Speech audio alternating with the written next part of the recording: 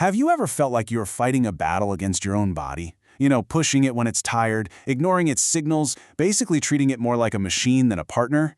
Well, what if that whole struggle is based on a huge misunderstanding? Let's dive into a perspective that could totally change your relationship with your body, forever. From the moment we're born, we're kind of taught to distrust our bodies, to see our needs as, well, inconvenient interruptions. But what if, like this quote suggests, our body and our deepest self aren't separate things at all? What if they're just two sides of the same coin, speaking a language we've simply forgotten how to hear? All right, let's just start with a simple truth. Your body is an absolute masterpiece. It is the most complex, intelligent, and sophisticated mechanism in the entire known universe. And yet, somehow, we've been systematically conditioned to ignore its profound wisdom. And this conditioning, it starts almost from our very first breath. A baby doesn't know about clocks or schedules, it just operates on its own internal rhythm of needs. But so quickly, we start teaching it to ignore that internal clock and prioritize an external one instead. Think about this. It's such a powerful first lesson in life.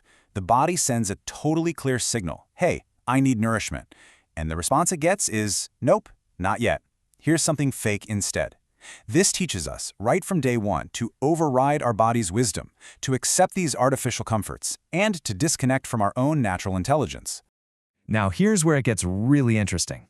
This disconnect is then reinforced by our society's, well, kinda strange relationship with happiness.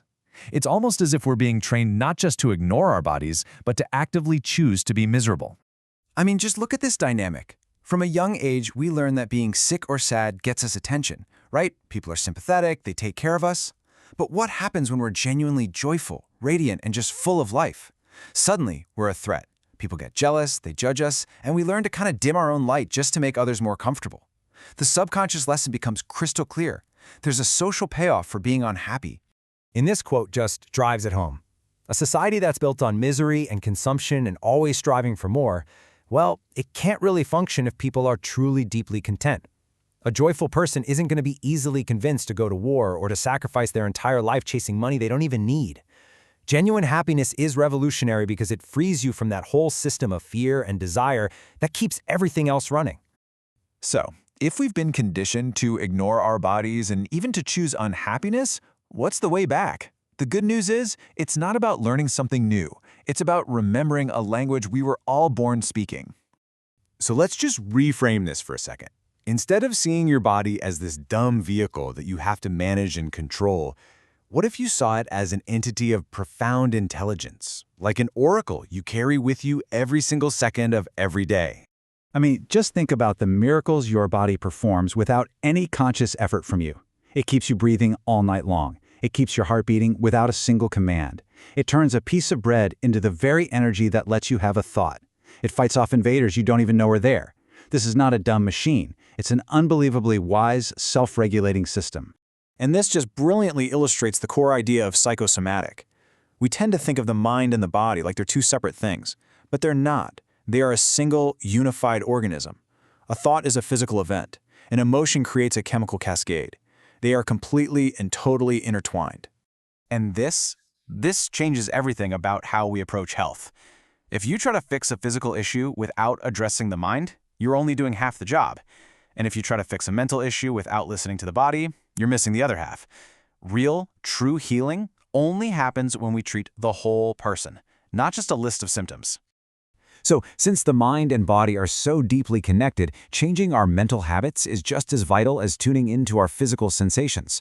And maybe the most fundamental habit we need to look at is our default setting for unhappiness. This is the great paradox, isn't it? We all say we want to be happy, but we consistently choose thoughts and behaviors that make us miserable. So why do we do that?